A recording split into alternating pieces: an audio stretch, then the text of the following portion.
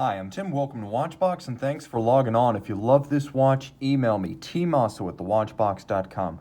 Your purchase and pricing email question line for buying this or any watch you see here on our channel or website in the description below. Reach out to tmosso at thewatchbox.com.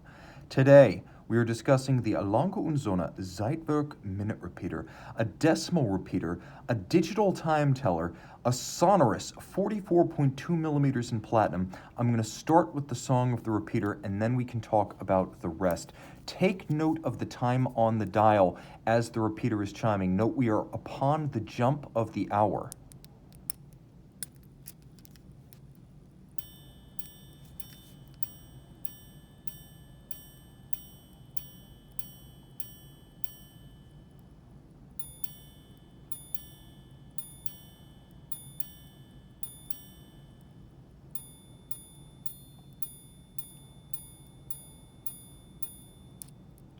Do you notice how it didn't roll the time until it was finished chiming the time at the point of activation?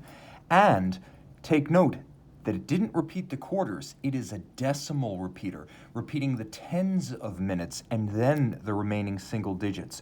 So the timepiece in platinum is 44.2 millimeters. It's 14.4 millimeters thick as I measure it. From lug to lug, 52.1 millimeters, so it's a burly case. And it has a 21 millimeter spacing between the lugs. This watch came out in 2015, and aside from the 6 pieces of the 2013 Grand Complication, this was the first Lange Sohne proper minute repeating timepiece. On my wrist, 16 centimeters in circumference. You can see the 44 plus wears large, but I could absolutely wear this watch. I would say don't wear it on a wrist smaller than 15 centimeters circumference, but because the lugs are short and relatively stubby and tightly downturned, I do believe you could wear it on a 15 centimeter circumference wrist or larger. A good looking piece. Down the barrel you can see there's no lug overlap on the periphery. We'll take a quick look at the hardware and the software here, and it is important to note because while the strap is of a high grade, and you'd expect that from Lange, you can see it's gator on the top and it is calfskin on the bottom.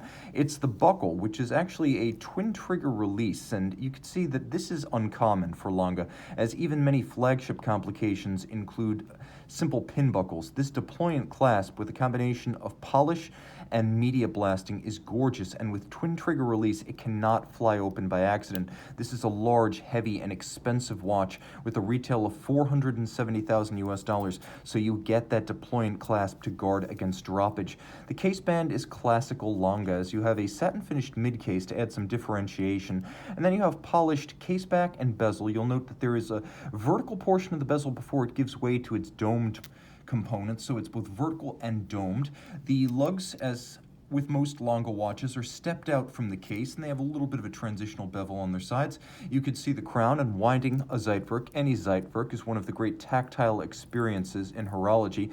You'll note that the power reserve stepped forward just a little bit when I activated the watch, and that's because unlike a conventional minute repeater, because of the remontoir that controls the torque to the escapement, there's no drop off in torque from the barrel when the repeater is activated here, so you can run the repeater off the barrel, so you don't need to charge a slide. So that removes one of the great hazards of minute repeaters, which is a slide that you can partially pull and incompletely activate. By pressing the button and then leaving the rest to the energy of the mainspring, you eliminate that partial pull hazard.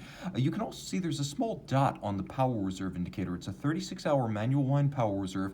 The repeater will not operate when the power reserve hand draws past that dot, so you're going to have to wind past that dot if you want to operate the minute repeater. Also, when the minute repeater is active, the crown is immobilized, so you cannot accidentally wind or set the watch while the minute repeater is in action. This is another safeguard. If you try to set a minute repeater that is in action, you will damage it catastrophically and expensively. Now, there's a lot going on this dial. You can see that the dial itself is a combination of 2 different components, 3 really. You have the black polished gongs as well as the strikers for the repeater, and you can see them. They are gorgeous. You'll also note the dial base itself, which is sort of silver galvanized. It is in fact sterling silver. The dial is made of sterling silver. And then you can see that there is this sort of nickel anthracite bridge framing the hour, the tens of minutes, and the single digits. And this is actually part of the movement. This is part of the caliber L0435, and it has that nickel anthracite coating so it stands out against the dial. What appears to be a mirror of the screw is actually the pivot point for the two discs of the time, for the minutes and the tens of minutes. You'll also note that the watch features a small railroad-style scale for the seconds, and it does feature a stop seconds or hacking function. There is a lot to love about this watch. It is visually engaging. It is a tactile pleasure to wind and operate. It is a sonorous, singing, joyous experiment. A timepiece that represents the best of everything, and it gets better on the reverse side. I mentioned caliber L0435, the fifth revision of the original 2009 Zeitwerk jumping time, remontoir, 18K beat rate, manual wind movement. So a lot has changed with this movement compared to the original L043. The big change, of course, is the addition of the minute repeater. You can also see it takes up a lot more space. One of the considerations here was to be able to package the repeater. There wasn't any room for a second strike barrel. So you see a conventional governor down by my finger. There's not a second barrel to be charged with a slide. Packaging constraints are one of the reasons, along with the partial pull hazard prevention, but packaging constraints are one of the reasons that there is just one barrel to operate the time as well as the repeater. Now the watch includes a free sprung balance with variable inertia nuts, and I'll stop that right there, your stop seconds function. You can see that it's free sprung. It beats away at 18,000 vibrations per hour. It has a handmade overcoil hairspring. The free sprung architecture allows the watch to be precisely regulated in a high horology and chronometer style 5 positions.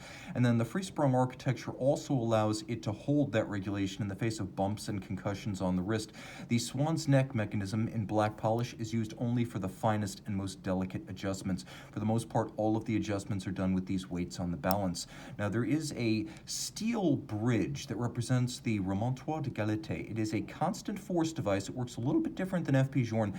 FP Journe uses a linear titanium spring. Here you could just barely see, but there are two third wheels. This is the incoming end, this is the outgoing end, and you can see two third wheels with a hairspring sandwiched between them. There's a separate locking mechanism with another anchor, much like the escapement but larger, and it moves more slowly, locking and unlocking once every minute. So every minute, energy from the barrel jumps the minute and then comes down through this drivetrain to the second escapement, which unlocks, transfers the energy to the hairspring, and then the hairspring, not the barrel, is what directly drives the balance that beats away at 2.5 hertz. So every minute, the remontoir, or second buffer power reserve, if you want to think of it that way, is topped up by the barrel. So if it's very highly wound, you get constant balance amplitude, the same as if it is mostly discharged. Over the 36 hours, the balance amplitude stays the same. And notably, for a watch that drives the striking system off of the barrel,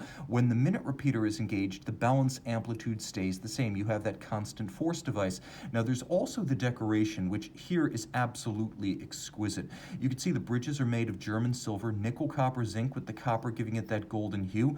There is mirrored anglage, and again, I really do need to learn the German word for that, along all of the bridges. You can also see it on the edge of the steel components of the remontoir bridge. So this mechanism has been finished the same standards as the much softer nickel, copper, zinc. You'll also appreciate that there are both fired blue screws and black polished screws. For the most part, the distinction is that whenever something is adjusted with a screw, it's generally done with a polished screw, and the blued screws tend to hold components, large components, in place. You can see black polishing of the screws, of the swan's neck, of the cover of the escape wheel itself, of the anchor for the remontoir de galette, and you can also appreciate that the watch features engine turning on its baseplate, glasuta stripes across the bridges, and you can see jewels set in chaton. You do have that one jewel set in a screw-fixed chaton in a nod to the pocket watch era of East German watchmaking, which ended in the early 50s with collectivization, but is embodied in spirit by the modern era Lange Sohne timepieces. This is a watch that exhausts superlatives. This is one of the longest reviews I've committed to recording in a long time, but it's a watch that absolutely deserves it. Every single feature, from the fun of playing with the jumping system and the quick set, to the sound of the repeater, to the joy of knowing you own something approaching the ultimate. And with a retail price of almost $500,000 and 771 parts in the 93 jewel movement, this is the ultimate. Email tmosso@thewatchbox.com for purchase and pricing details, and of course,